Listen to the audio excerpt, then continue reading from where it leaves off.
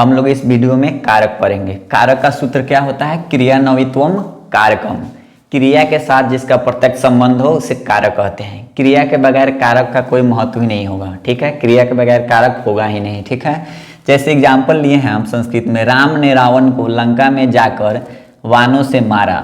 यहाँ पे हन धातु है, लंग लकार लगा हुआ है, ठीक है। यहाँ पे हतः बनाया हुआ है, मतलब कत प्रत्यय के साथ हन धातु से बना हुआ है हतः। यहाँ पे कतवतु या कतवत प्रत्यय बोलते हैं, जिसके माध्यम से यहाँ पे हतवान लगा हुआ है। सबका अर्थ होता है मारा, ठीक है। क्या हो गया? राम ने रावण को लंका में जाकर वानों से मारा, ठीक है। एक हम उदाहरण लिए हुए, ठीक है। जैसे कारक हम लोग संस्कृत में देखते हैं, कारक के मुख्य रूप से 6 भेद होते हैं, ठीक है। कितने होते हैं संस्कृत में? 6 भेद। संबंध और संबोधन को संस्कृत में कारक हम लोग नहीं मानते हैं, ठीक है। इसको हम लोग अनुवाद के दृष्टिकोण से केवल पढ़ते हैं, याद रखेंगे। जैसे कारक, पहला कारक क्या होता है? कर्ता कारक, ठीक है। कर्ता कारक उसको बोलते हैं काम करने वाले को, ठीक है। काम करने वाले को क्या बोलते हैं? कर्ता कारक, जिसका सूत्र क्या होता है? क्रिया संपादक कर्ता, जिसका हिंदी चिन्ह होता है विभक्ति ने। जैसे राम ने रावण को मारा, राम ने, तो राम ने क्या हो गया वहां पे? कर्ता। राम ने क्या हो गया? कर्ता। कर्म कारक का सूत्र होता है कर्तुरीप्सितमम कर्म, ठीक है। क्रिया का फल जिस पे पड़ता है उसे क्या बोलते हैं? कर्म कारक बोलते हैं, ठीक है। इसका चिन्ह होता है हिंदी चिन्ह को, ठीक है। तो राम ने रावण को, तो रावणम क्या हो गया वहां पे? रावण को क्या हो गया?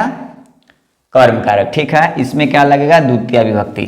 कर्ता कारक में क्या लगेगा? प्रथमा विभक्ति। ये संस्कृत का विभक्ति चिन्ह है। हम लोग प्रथमा विभक्ति देखकर पता लगा लेंगे कि किस कारक का है सेंटेंस? कर्ता कारक का, ठीक है। जैसे देखिए द्वितीय, तृतीय, चतुर्थी, पंचमी, षष्ठी, सप्तमी और प्रथमा। संबोधने प्रथमा सूत्र के अनुसार क्या होता है? इसमें प्रथमा विभक्ति लग जाता है। जब हम लोग एक एक कारक को डिटेल्स में पढ़ेंगे प्रत्येक सूत्र के माध्यम से, तो हम लोग को सब जानकारी मिलेगी, ठीक है। कर्म कारक जान गए कि क्रिया का फल जिस पे पड़ेगा उसे कर्म कारक कहेंगे, ठीक है।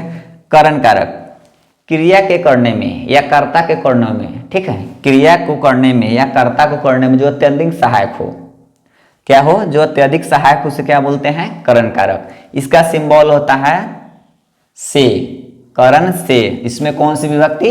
तृतीय विभक्ति लगेगी, ठीक है। इसमें संबंध और सहायता का बोध होता है, याद रखिएगा, ठीक है। संप्रदान कारक क्या होता है? जिसके लिए कोई काम किया जाए या किसी को दान दिया जाए उसे क्या बोलते हैं हम लोग? संप्रदान कारक। इसका सिंबल होता है को के लिए। इसमें चतुर्थी विभक्ति लगती है, ठीक है।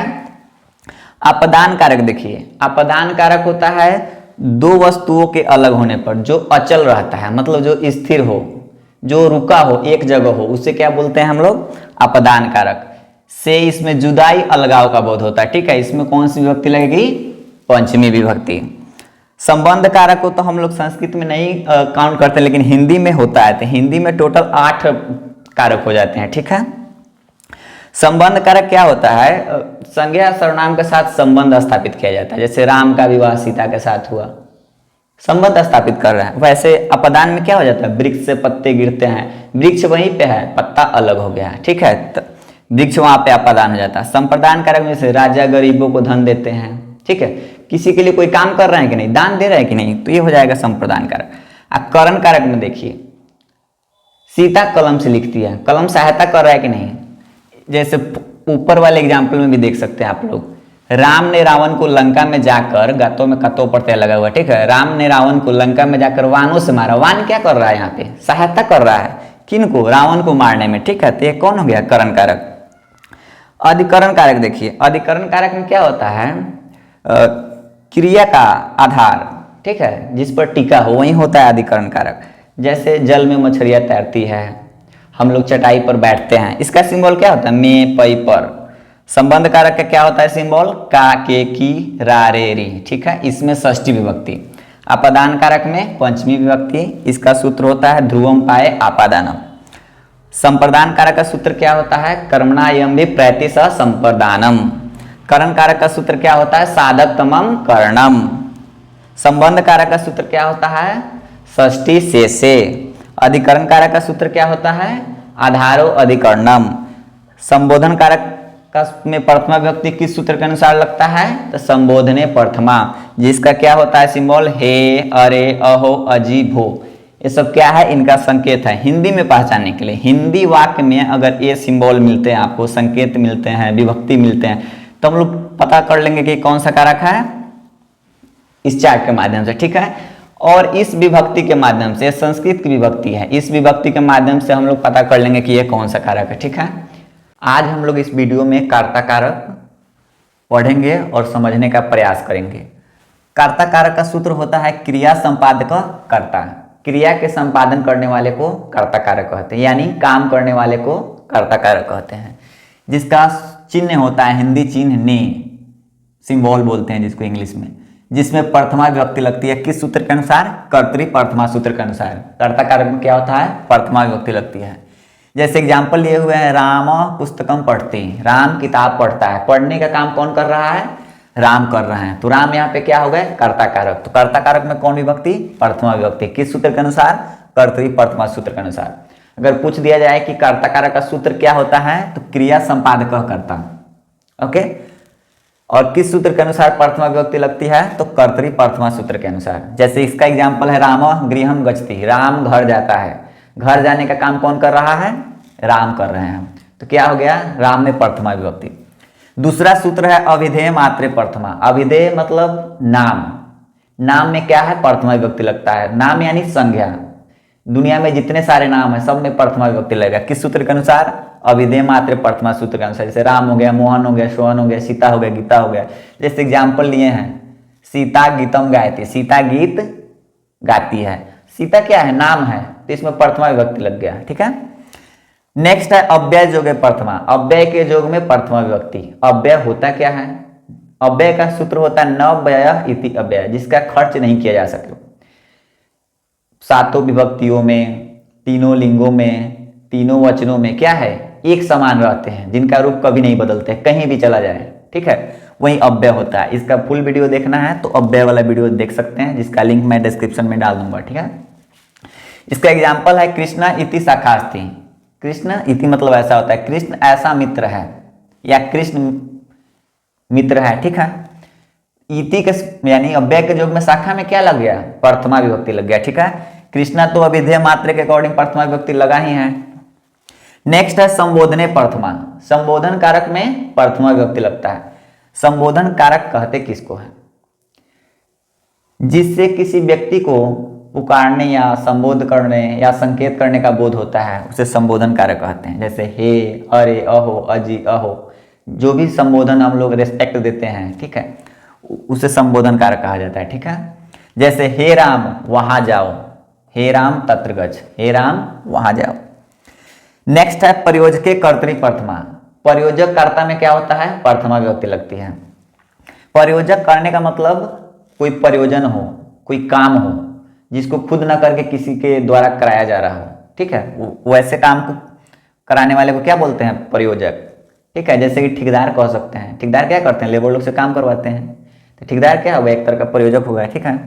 जैसे पिता पुत्र को तमाशा दिखाते हैं। तमाशा दिखाने का काम कौन कर रहे हैं? पिता, ठीक है। तो पिता में कौन सी विभक्ति लग गया? प्रथमा विभक्ति। नेक्स्ट है एंड लास्ट उक्ते कर्मणि प्रथमा। कर्मवाच्य के युक्त कर्म में क्या होता है? प्रथमा विभक्ति लगती है। कर्मवाच्य, वाच्य यानी इंग्लिश में वॉइस कहा जाता है। संस्कृत में वाच्य तीन होते हैं, कर्तृवाच्य, कर्मवाच्य और भाववाच्य। कर्तृवाच्य में कर्ता की प्रधानता होती है, कर्मवाच्य में कर्म कारक की प्रधानता होती है, यानी कर्म की प्रधानता होती है, भाववाच्य में भाव की प्रधानता होती है, ठीक है। तो यहाँ पे हम लोग कर्मवाच्य देख रहे हैं। इसका फुल वीडियो देखना होगा तो वाच्य वाला वीडियो देख सकते हैं, ठीक है। इसका एग्जाम्पल हम लोग लिए माया कृष्ण दृश्यते। मेरे द्वारा क्या है? कृष्ण देखे जाते हैं, या मैं कृष्ण को देखता हूं, इस तरह भी बोल सकते हैं। कृष्णा में क्या है? प्रथमा विभक्ति लगा कि नहीं? यहाँ कर्म है, लेकिन कर्म कारक में हम लोग क्या किए हैं? उक्ते कर्मणि प्रथमा सूत्र के अनुसार प्रथमा विभक्ति लगाए। कुछ एग्जाम्पल्स हमने यहाँ पे लिखे हुए हैं, इसको समझ लेते हैं कि किस किस सूत्र के अनुसार है। राम विद्यालयम गच्छति। राम में प्रथमा विभक्ति किस सूत्र के अनुसार लगा है? कर्तरी प्रथमा कह दीजिए या अभिधेय मात्रे प्रथमा। नाम के अकॉर्डिंग क्या है? प्रथमा विभक्ति लगा है, ठीक है। लेकिन सुटेबल क्या होगा? अभिधेय मात्रे प्रथमा। अयम बालक अस्ति, यह बालक है। अव्यय के योग में प्रथमा विभक्ति, अयम क्या है, अव्यय है, तो बालकम में प्रथमा विभक्ति, ठीक है। अव्यय योग प्रथमा सूत्र के अनुसार हो गया। गुरु शिष्य को पढ़ाते हैं, गुरु शिष्यम पाठयति, गुरु शिष्य को क्या करते हैं, पढ़ाते हैं। यहाँ पे क्या कर रहे हैं, पढ़ाने का काम कर रहे हैं, प्रयोजक हो रहा है, यानी प्रयोजके कर्तनी प्रथमा, ठीक है। तो गुरु में प्रथमा विभक्ति लग गया। तो या पुस्तकम पठते, तुम्हारे द्वारा क्या है, पुस्तक यानी किताब पढ़े जाते हैं, तो ये क्या हो गया, उक्ते कर्मणि प्रथमा, कर्मवाचक के उक्त कर्म में प्रथमा विभक्ति। पुस्तक, पुस्तकम मतलब प्रथमा विभक्ति लगा है, पुस्तकम क्या है, नपुंसक है, जान प्राण नहीं है, फल पे चलेगा, फलम फले फलानी पे, ठीक है। हरि भक्त को स्वर्ग ले जाते हैं, हरि भक्तम स्वर्गम गम्यति, ठीक है। इसमें क्या कर रहे हैं, प्रयोजन करने का काम कर रहे हैं। इसमें काम कौन कर रहे हैं, हरि, हरि यानी भगवान विष्णु, भक्त क्या कर रहे हैं, स्वर्ग ले जा रहे हैं, तो प्रयोजक हो गया है। तो इसमें क्या हो गया, प्रथमा विभक्ति। हे कृष्ण यहाँ आओ, हे कृष्ण अत्र आगछ, यहाँ पे संबोधन प्रथमा सूत्र के अनुसार क्या लगा है, कृष्ण में प्रथमा विभक्ति। कर्म कारक, कर्म कारक का सूत्र होता है कर्तुरीप सीतमम कर्म, क्या होता है, कर्तुरीप सीतमम कर्म। पढ़ने के लिए रेखांकित कर दिए हैं। कर्ता की अत्यंत इच्छा जिस काम को करने में हो, परिभाषा बता रहे हैं, कर्ता की अत्यंत इच्छा जिस काम को करने में हो या क्रिया का फल जिस पे पड़े, क्या होता है, वह कर्म कारक होता है। ओके, जैसे कि राम आम्रम खादति, राम आम खाता है, खाने का फल किस पे पड़ रहा है, आम पे। कर्ता की अत्यंत इच्छा क्या है, आम को खाने में, तो आम क्या हो गया, कर्म कारक। कर्म कारक में द्वितीय विभक्ति लगती है, किस सूत्र के अनुसार, तो कर्मणि द्वितीय सूत्र के अनुसार। यह क्या कहता है, कर्म कारक में द्वितीय विभक्ति लगती है। ओके, कोई पूछ देगा कि कर्म कारक में द्वितीय विभक्ति किस सूत्र के अनुसार लगती है, तो कर्मणि द्वितीय सूत्र के अनुसार क्या होता है, कर्म कारक में द्वितीय विभक्ति लगती है। जैसे सीता गीतम गायती, क्या गा रहा है भाई, तो गीत गा रहा है। कर्ता की अत्यंत इच्छा क्या है, गीत गाने में, तो इसमें द्वितीय विभक्ति लग गया गीतम में, सीता गीतम गायती। ओके, दूसरा सूत्र है अभिता परिता सर्वतः जोगे द्वितीया, मतलब अभिता मतलब दोनों ओर, अभिता उभयता मतलब दोनों ओर, परिता मतलब चारों ओर, सर्वतः मतलब सभी ओर। इन पदों के योग में क्या होता है, द्वितीय विभक्ति लगती है। जैसे ग्रामम अभिता उभयता परिता सर्वता, इनमें से कोई एक ले लीजिए, वृक्षा संति, कहने का मतलब गांव के दोनों ओर वृक्ष है, कहा जाए तो इस तरह बन जाएगा। गांव के चारों ओर वृक्ष है तो परिता केवल लगाएंगे, बन जाएगा। गांव के सभी ओर वृक्ष है तो केवल सर्वतः लगाएंगे, बन जाएगा, ठीक है। तो यह ग्रामम क्या हो गया, कर्म हो गया, मतलब इसके योग में द्वितीय विभक्ति लग गई, ठीक है। तो ग्रामम में द्वितीय विभक्ति लग गई। ओके, क्रिया विशेषण द्वितीय, क्रिया विशेषण में क्या होता है, द्वितीय विभक्ति लगती है। क्रिया विशेषण जान लेते हैं क्या होता है, जो शब्द क्रिया की विशेषता को बतला, जो शब्द क्या होगा, क्रिया की विशेषता को बतलाएगा। ओके, तो क्रिया क्या होता है भाई, क्रिया संस्कृत में धातु ही होता है, जिसके लास्ट में ना हो पढ़ना, लिखना, गाना, खाना, जाना, आना, जो भी हो, ठीक है, सब क्रिया हो जाता है। उसकी विशेषता को बतला दिया तो क्रिया विशेषण है। क्रिया विशेषण पद में क्या हो जाएगा, द्वितीय विभक्ति लग जाएगी। जैसे कछपा कुरमा मंदम मंदम चलती, वे दोनों कछुआ का संस्कृत है, कछपा लिखिए या कुरमा लिखिए। कछुआ क्या है, धीरे धीरे चलता है, मंदम मंदम, जैसे भी दो बार वर्ड आ, जैसे सनई सनई, तो द्वित्व बोला जाता है उसको, द्वित्व, इस तरह का द्वित्व, द्वित्व बोला जाता है, दो बार कोई वर्ड यूज होता है तो, ठीक है, संस्कृत में। तो मंदम मंदम में क्या हो गया, द्वितीय विभक्ति लग गई। कैसे कैसे कैसे चल रहा है, तो धीरे धीरे चल रहा है भाई, कछुआ धीरे धीरे चलता है, तो कैसे चल रहा है, तो धीरे धीरे चल रहा है। तो विशेषता बतला दिए तो इसमें द्वितीय विभक्ति लग गई। ओके, कर्म कारक का चौथा सूत्र, इसको कैसे पढ़ेंगे, प्रत्यनु धिंग निक्सा अंतरा अंतरेण यावद भी। सबको तोड़कर देखते हैं। प्रत्यनु को तोड़ेंगे तब प्रति जोड़ेंगे, तो प्रति का मतलब ओर, अनु का मतलब पीछे, धिंग कहने का मतलब धिक मतलब धिकार, निक्सा कहने का मतलब निकट, और निक्सा जोड़ अंतरा क्या हो जाएगा, निक्सांतरात, अंतरा मतलब बीच में, अंतरा जोड़ अंतरेण क्या हो जाएगा, अंतरा अंतरेण, तो अंतरेण माने बिना, यावद भी का है, यावद का क्या हो जाएगा, यावद तक। इन शब्दों के योग में क्या होता है, द्वितीय विभक्ति लगती है। जैसे देखते हैं, शिशुम प्रति गच्छ, प्रति है यहाँ पे, ठीक है, लेकिन शिशु की ओर जाओ, मतलब बच्चा जहाँ है उसके तरफ जाओ, ठीक है। तो इसमें क्या लग गया, द्वितीय विभक्ति लग गया। ओके, जैसे रामम अनुगत लक्ष्मण, अनु यहाँ पे है तो राम में क्या लग गया? द्वितीय विभक्ति। राम के पीछे पीछे क्या हुआ? लक्ष्मण गया। ठीक है, तो इसमें द्वितीय लग गया। धीक अभक्तम, जो भक्त नहीं है, ठीक है, उस पे हमको क्या है? धिकार है, इसमें द्वितीय विभक्ति लग गया। गृहम निक्षा नदी अस्ति, निक्षा के जोग में इसमें क्या लग गया? द्वितीय विभक्ति। घर के नजदीक क्या है? नदी है। ठीक है, राम लक्ष्मणम न अंतरा सीता अस्ति, राम लक्ष्मण के बिना क्या है? सीता नहीं है। क्या है? राम लक्ष्मण के बीच में क्या है? सीता है। अंतरा मतलब बीच में होता है। ठीक है, राम लक्ष्मण के बीच में क्या है? सीता है, तो इसमें द्वितीय विभक्ति लग गई। कृष्णम अंतरेण राधा खीना, कृष्ण के बिना क्या है? राधा क्रोध में रहती है, गुस्सिल्ला रहती है। ठीक है, तो कृष्ण में क्या लग गया? द्वितीय विभक्ति। नगरम यावत वृक्षा संति, नगर तक क्या है? शहर तक क्या है? पेड़ है, वृक्ष है, तो नगरम में क्या हो गया? द्वितीय विभक्ति। पांचवा सूत्र देखते हैं, अधि सिंह आस्था शाम कर्म।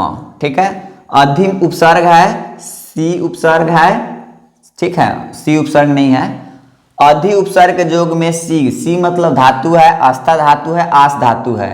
इस सब धातुओं के जोग में क्या होता है? द्वितीय विभक्ति। सी का अर्थ होता है सोना, आस्था का मतलब होता है ठहरना, इसको हटाएंगे तो आस्था जो आस मतलब होता है बैठना, मतलब दोनों का मतलब एक ही होता है, बैठना ठहरना। ठीक है, इन धातुओं के जोग में अगर अधि उपसर्ग से युक्त हो, धातु से पहले अधि लगा हुआ है, तो सप्तमी के जगह पे क्या होता है? द्वितीय विभक्ति लगती है। कैसे? हम यहाँ बताते हैं आपको।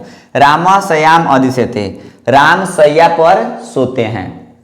पर किसका सिंबल है? अधिकरण कारक का, तो इसके अनुसार क्या होना चाहिए? अधि उपसर्ग अगर नहीं लगाएंगे तो सप्तमी विभक्ति के अनुसार बनाते हैं हम लोग।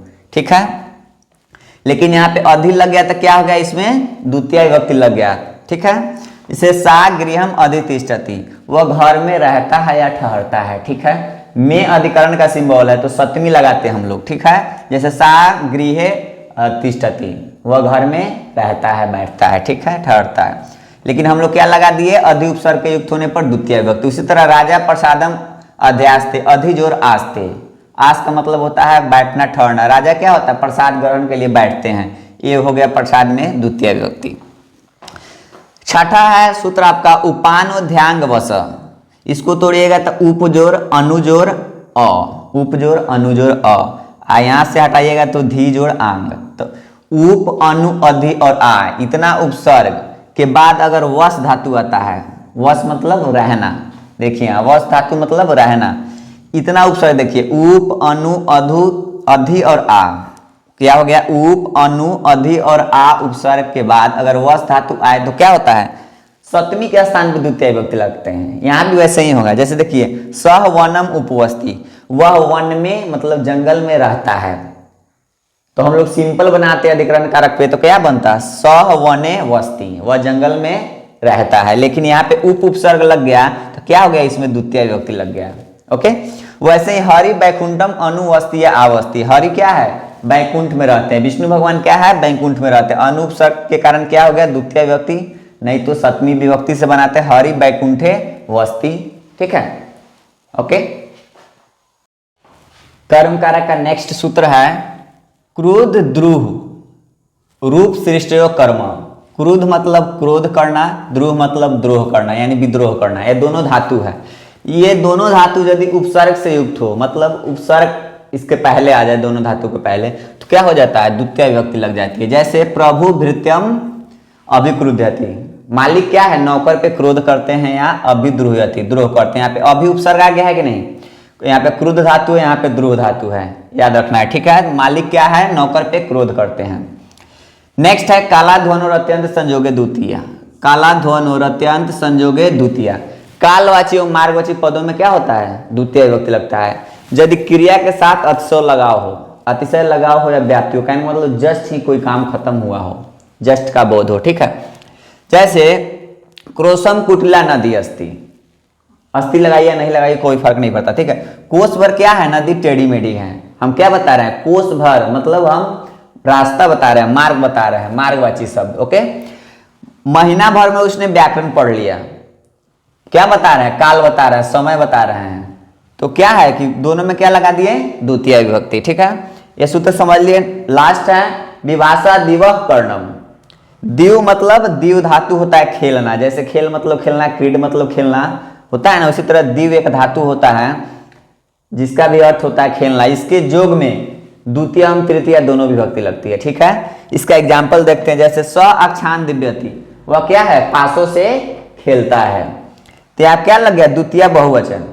बालकान उसी तरह अक्षान, वह क्या है, पासों से खेलता है, तृतीय पे बना रहे हैं। तो अक्षय, बालकय उसी तरह अक्षय, क्या कर दिया हम लोग, वह पासों से खेलता है। आशा करते हैं कि कर्म कारक समझ में आ गया होगा। इसमें कुछ ही सूत्र है जो इम्पोर्टेंट है, जो इम्पोर्टेंट होगा वह आप लोग ध्यान दीजिएगा, जो नहीं होगा आप लोग उसको इग्नोर कर सकते हैं। ओके, ठीक है, मैंने एडवांस लेवल पे कर्म कारक को बताया है। मैं आशा करता हूँ कि आप लोगों को समझ में आ गया होगा।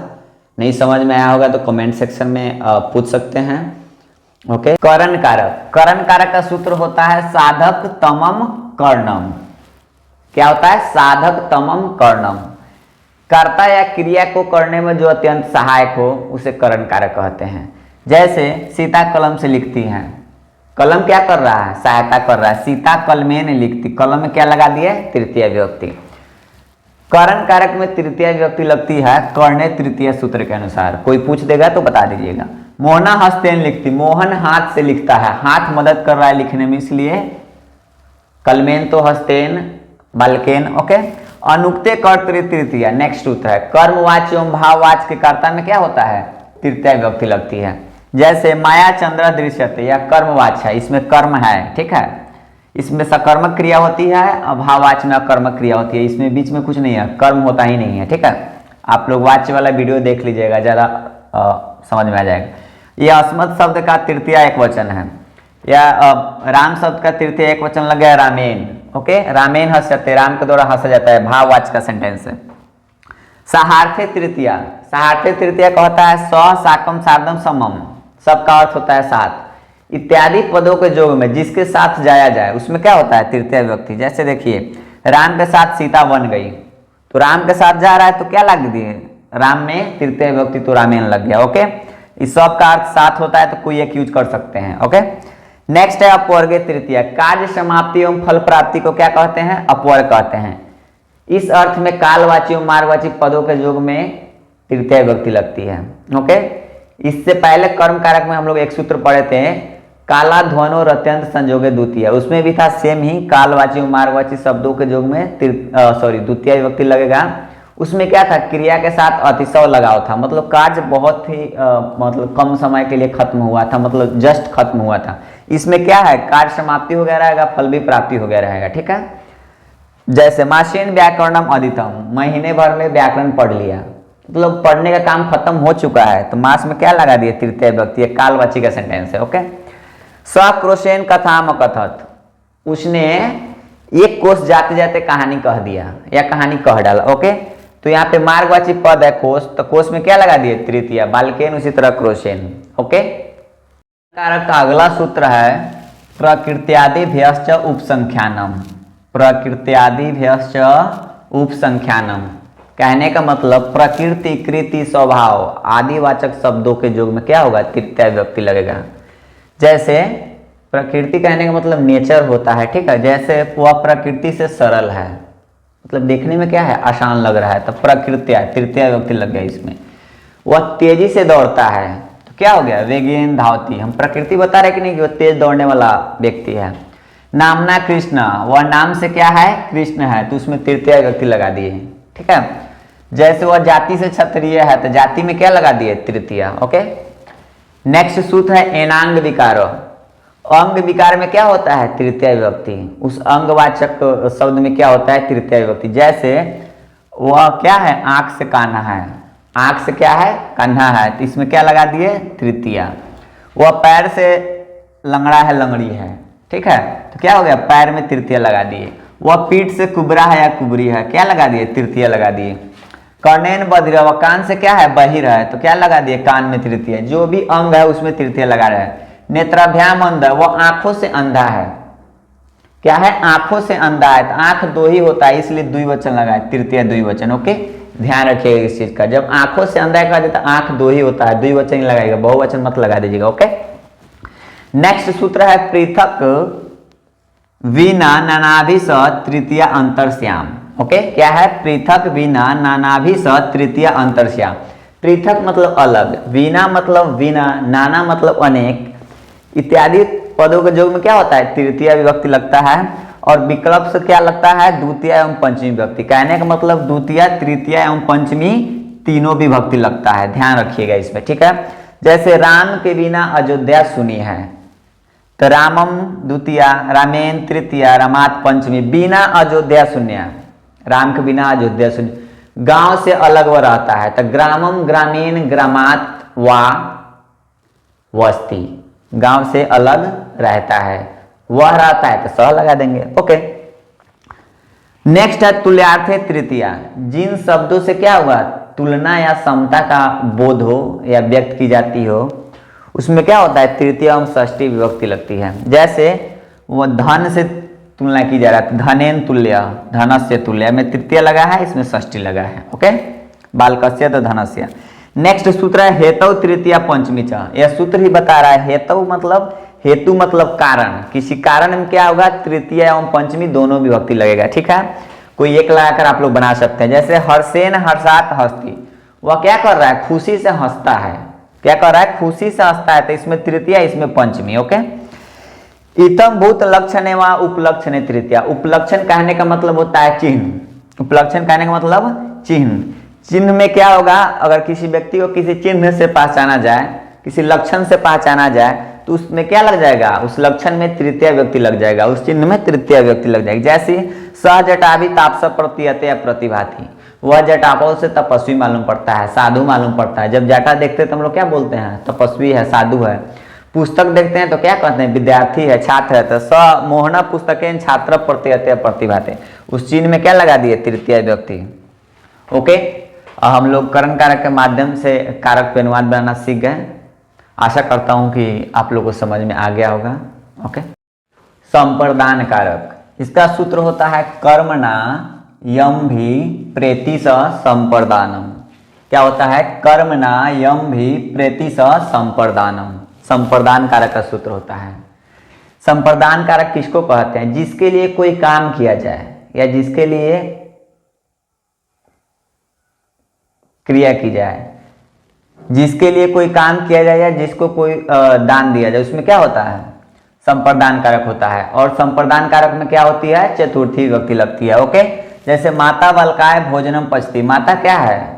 बच्चों के लिए भोजन पकाती है, तो बालक में क्या लग गया? चतुर्थी, क्योंकि बालक के लिए ही काम किया जा रहा है। ओके, संप्रदान चतुर्थी सूत्र के अनुसार क्या होता है? संप्रदान कारक में चतुर्थी विभक्ति लगती है। जैसे सब ब्राह्मणाय भोजनम पचती, वह ब्राह्मण के लिए क्या कर रहा है? भोजन पकाती है, वह ब्राह्मण के लिए भोजन पका रही है, ठीक है। तो ब्राह्मणाय में क्या लग गया? चतुर्थी। नेक्स्ट सूत्र है तादर्थे, तादर्थे चतुर्थी, जिसके लिए कोई चीज हो या कोई क्रिया की जाए उसे तादर्थ कहते हैं, ठीक है। उसमें क्या होता है? चतुर्थी विभक्ति लगता है। जैसे अध्ययनाय पुस्तकम, पढ़ने के लिए क्या है? किताब है, पुस्तक है, तो इसमें चतुर्थी लग गया। आभूषण, आभूषण के लिए क्या है? सोना है, आभूषण के लिए क्या है? सोना है। जेवर बनाने के लिए क्या है? सोना है। नेक्स्ट है दानार्थे चतुर्थी।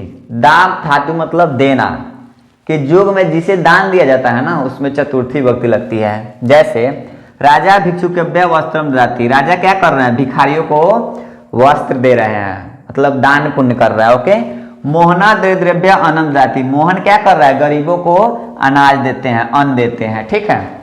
इसमें चतुर्थी बेर रहा है। इसका अपवाद है, अगर कोई चीज देकर वापस ले ली जाती है तो उसमें षष्ठी विभक्ति लगती है अपवाद में, ठीक है। कोई चीज या सामान देकर वापस ले ली जाती है तो उसमें क्या लगाएंगे? चतुर्थी न लगाकर षष्ठी विभक्ति। जैसे सीता धोबी को कपड़ा देता है, मतलब देती है। ओके, धोबी को जब भी हम लोग कपड़ा देते हैं तो वापस ले लेते हैं, क्योंकि उसे हम धोने के लिए ही देते हैं, उसे रखने के लिए नहीं देते हैं। ओके, इसलिए यहाँ पे रजकस्य हो गया बालकस्य की तरह, इसमें षष्ठी विभक्ति लग गया, याद रखिएगा इसको। ओके, नेक्स्ट है निवारणार्थे चतुर्थी। जिनके निवारण के लिए कोई चेष्टा हो, मतलब कोई क्रिया हो, कोई वस्तु हो, तो उस निवारण किया जाए में क्या लगा? उसमें चतुर्थी विभक्ति लगा। जिसका निवारण किया जाए उसमें चतुर्थी विभक्ति। जैसे एग्जाम्पल उसका हो गया मस्काए धुआं, मच्छर के लिए क्या होता है? धुआं होता है, धुआं कर देते हो तो मच्छर भाग जाता है, तो हम क्या कर दिए? निवारण कर लिए, ठीक है।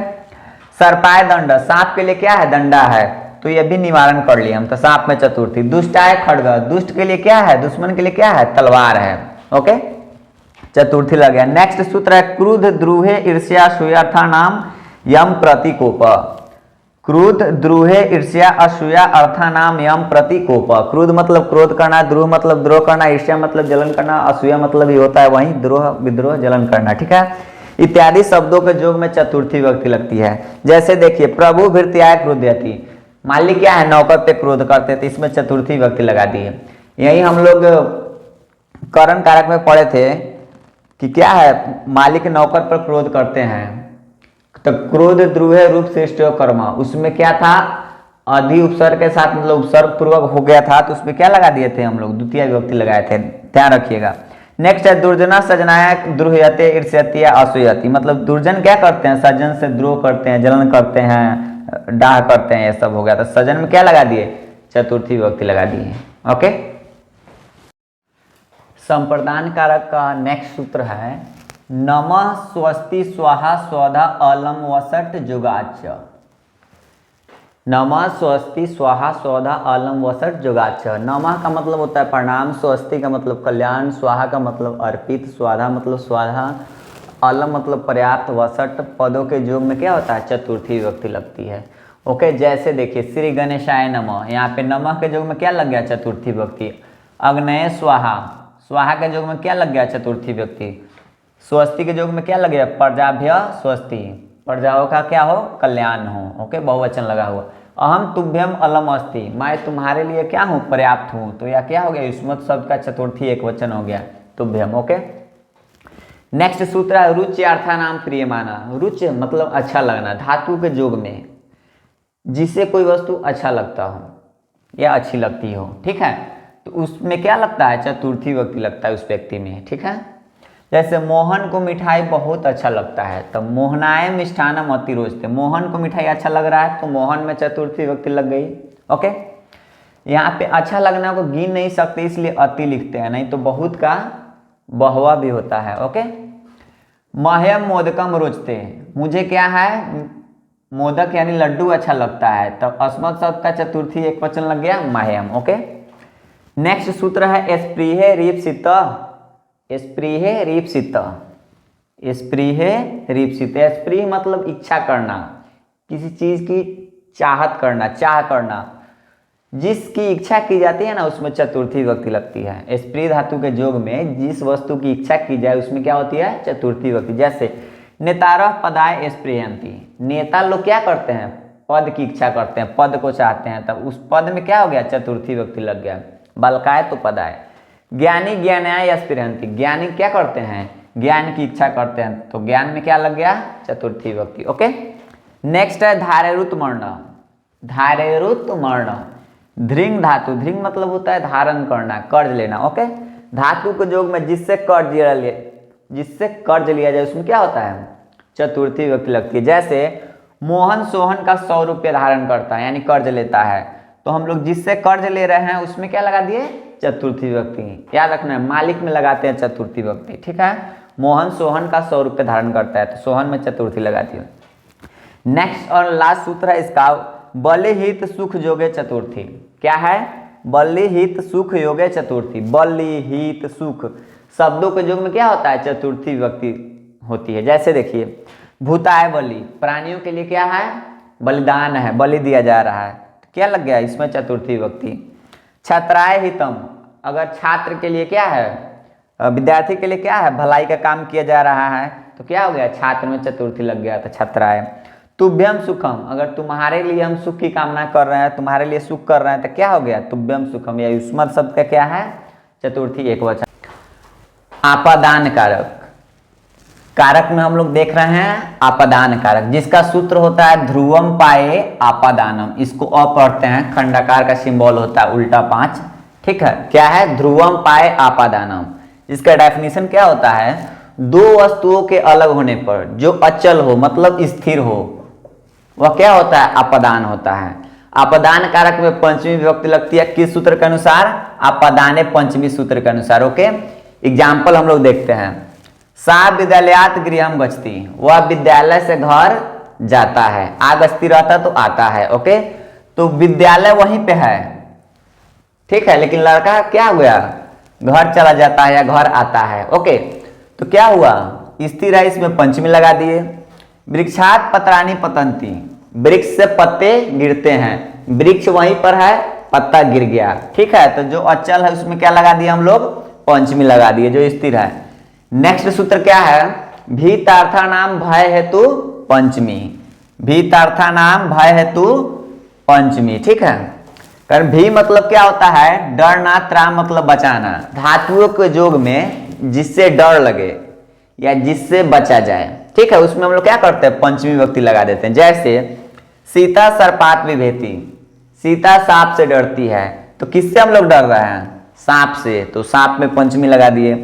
गुरु शिष्यम पपात रायते, गुरु शिष्य को पाप से बचाते हैं, किससे बचा रहे हैं, पाप से, तो देखिए यहाँ पे भी धातु हो गया, यहाँ पे त्रा धातु हो गया। ओके, नेक्स्ट है वारणार्था नाम ईप्सित, क्या है, वारणार्था नाम ईप्सित, क्या है, जिससे किसी व्यक्ति या वस्तु को दूर किया जाए, क्या किया जाए, दूर किया जाए, उसमें क्या करते हैं हम लोग, पंचमी विभक्ति लगाते हैं। ओके, जैसे दुग्धात विडालम वार्यति, दूध को मतलब ज्यादा गर्म करने से, जलने से क्या करते हैं हम लोग, रोकते हैं, तो दूध में क्या लगा दिए हम लोग, पंचमी विभक्ति लगा दिए, ठीक है।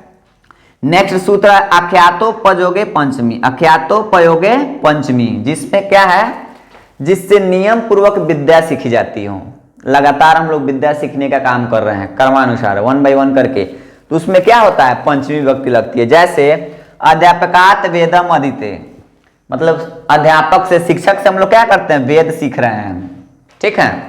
गुरु शास्त्रम अधीते, गुरु से हम लोग क्या कर रहे हैं, शास्त्र सीख रहे हैं, तो गुरु में क्या लगा दिए, पंचमी लगा दिए।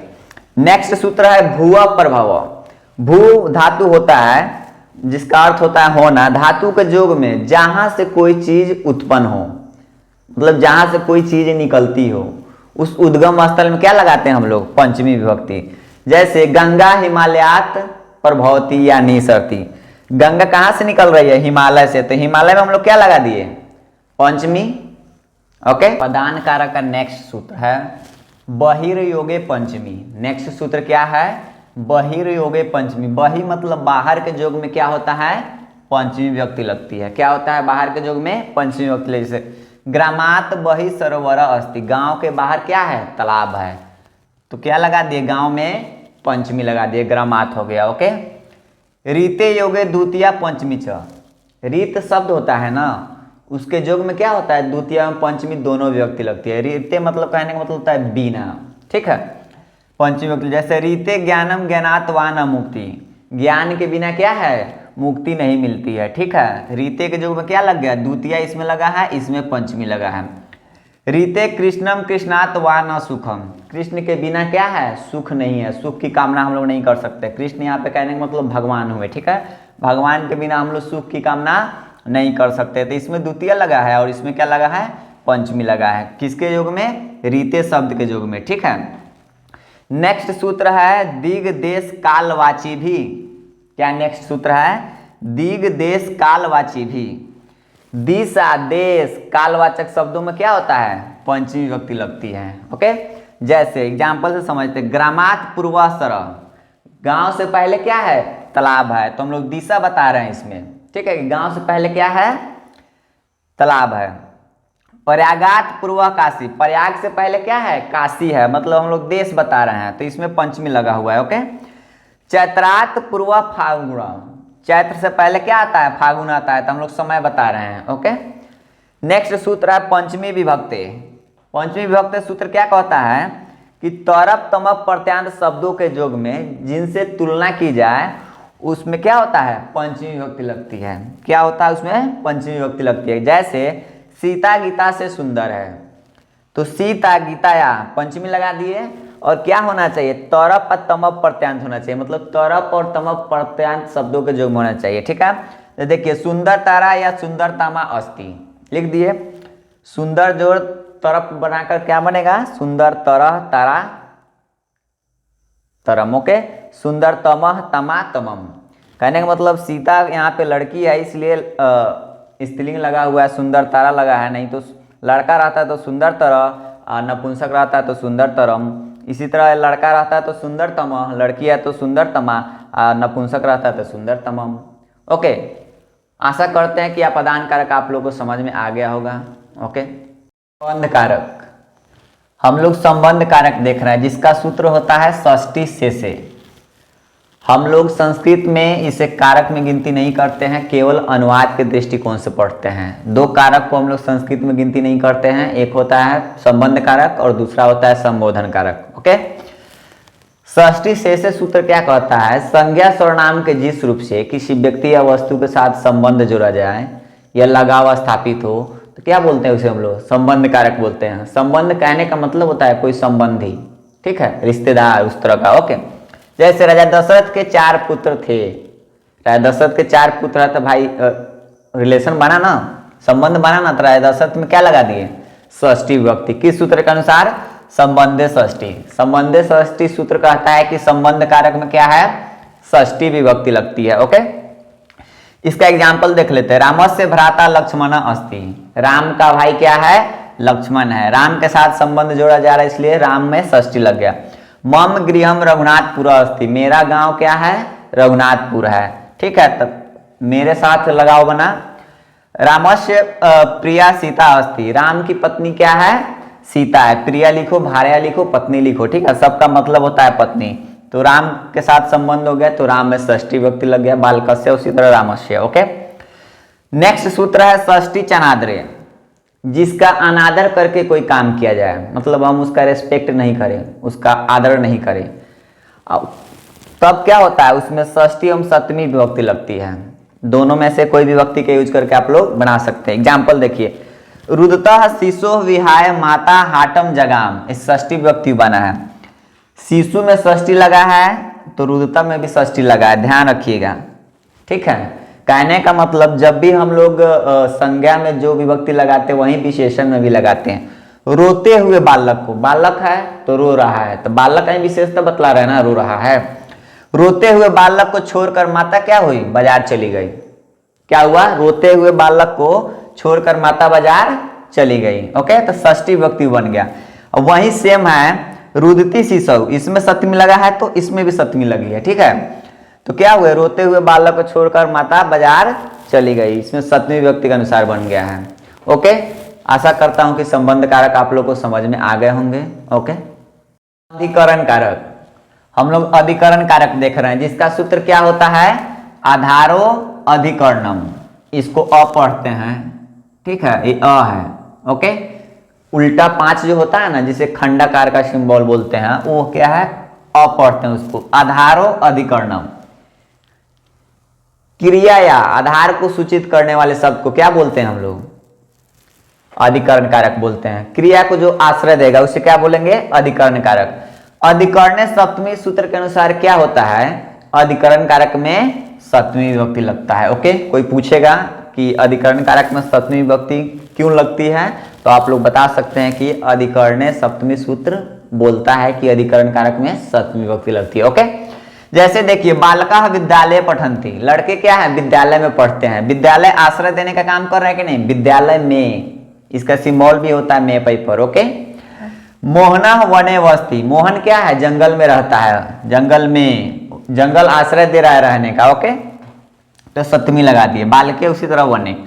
नेक्स्ट सूत्र है यश च भावेन भाव लक्षणम, या भावे सप्तमी बोल सकते हैं, ठीक है।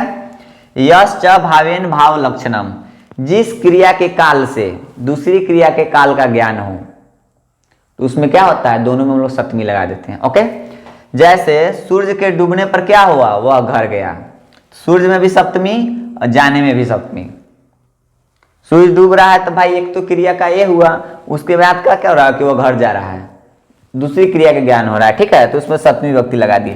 नेक्स्ट सूत्र है यतश्च निर्धारणम, कुछ व्यक्तियों एवं वस्तुओं में किसी को श्रेष्ठ बताया जाए, ठीक है, उसमें क्या लगाते हैं हम लोग, षष्ठी एवं सप्तमी दोनों विभक्ति लगती है। ओके, षष्ठी एवं सप्तमी दोनों विभक्ति लगती है। जैसे कवियों में कालिदास श्रेष्ठ है, कविषु कविनाम कालिदास श्रेष्ठ अस्ति, कवियों, बहुत सारे कवि की बात हो रही है इसलिए हम लोग बहुवचन लगाए, सप्तमी बहुवचन, षष्ठी बहुवचन। ओके, कालिदास श्रेष्ठ अस्ति। ओके, नदियों में गंगा क्या है? श्रेष्ठ है। नदियों में गंगा क्या है? पवित्र है। पर्वतों का राजा क्या है? हिमालय है। इस तरह के जब भी सेंटेंस है सब इसी पे बनेगा। ओके, नदीसु लग गया है, नदी का सप्तमी बहुवचन, नदी नाम, नदी का षष्ठी बहुवचन, गंगा श्रेष्ठा अस्ति।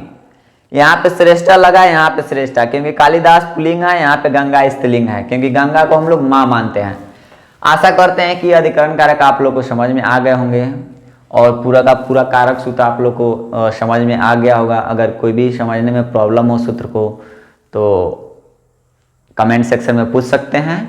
वीडियो को like, comment, share and subscribe करना ना भूलें। Thanks for watching.